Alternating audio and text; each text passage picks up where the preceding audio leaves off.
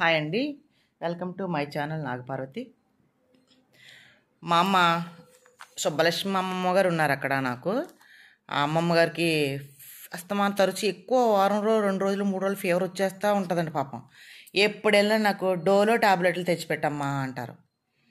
అదిగోండి డోలో ట్యాబ్లెట్లు తీసుకున్నాను నేను. ఓకే అండి, ట్యాబ్లెట్లు అవకే. తర్వాత ఒక ఇద్దరు కొంచెం పెద్ద వ్యక్తులు ఉన్నారు, వాళ్ళకి కాటన్ చాలా కొంచెం మెత్తగా ఉంటుంది, క్లాత్ చాలా బాగుంది. నేను మొన్న విజయవాడ వెళ్ళానండి, అప్పుడు తీసుకొచ్చాను. ఈ 2 చీరలు వాళ్ళిద్దరికే, ఇంకొంచెం మిడిల్ ఏజ్ ఉంటారు కదా వాళ్ళిద్దరికీ 2 చీరలు తెచ్చానండి.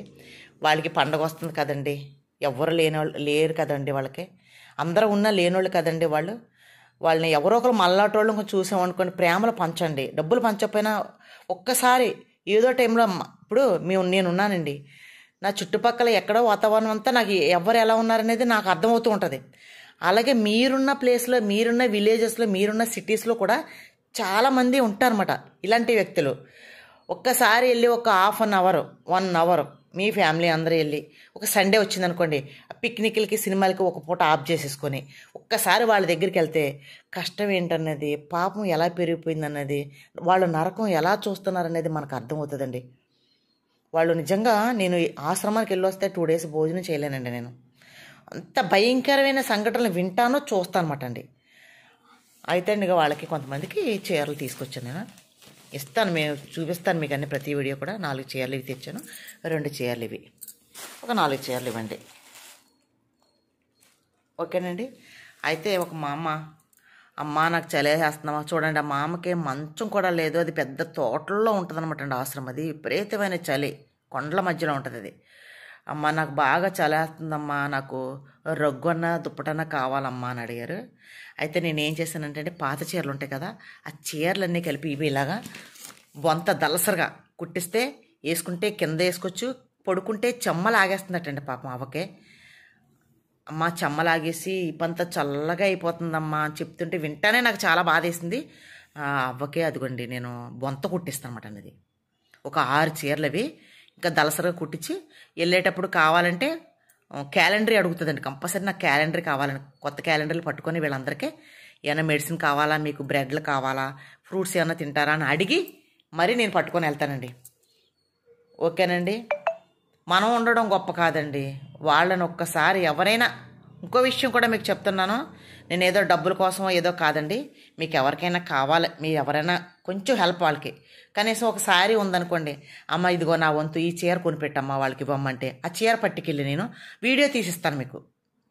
నేను వీడియో తీసి అక్కడ మీరు ఏదైతే చీర ఇచ్చారో, ఏదైతే కాస్ట్ ఉందో కాస్ట్తో సహా నేను ఆ చీరని మీకు ఏదైతే నా యూట్యూబ్ ఛానల్ ఉందో ఛానల్లో మీకు అప్లోడ్ చేస్తాను, మీరు చూసుకోవచ్చు.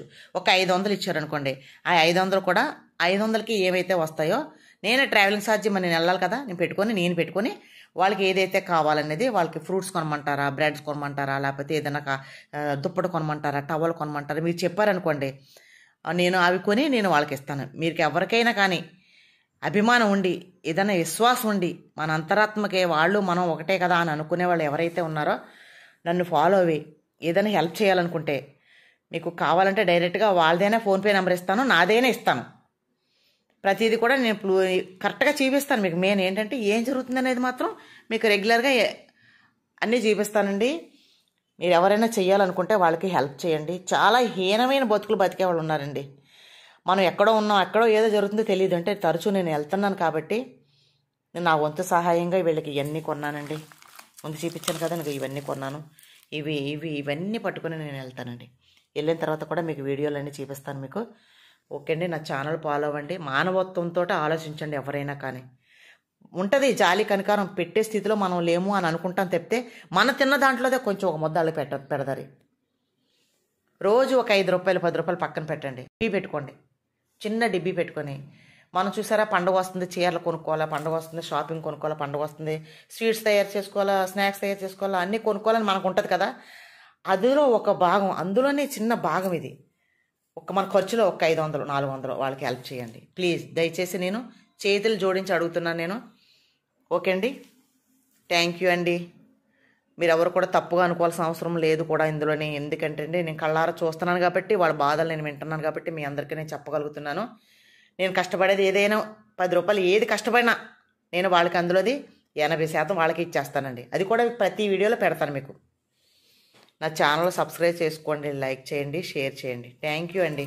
Thank you so much.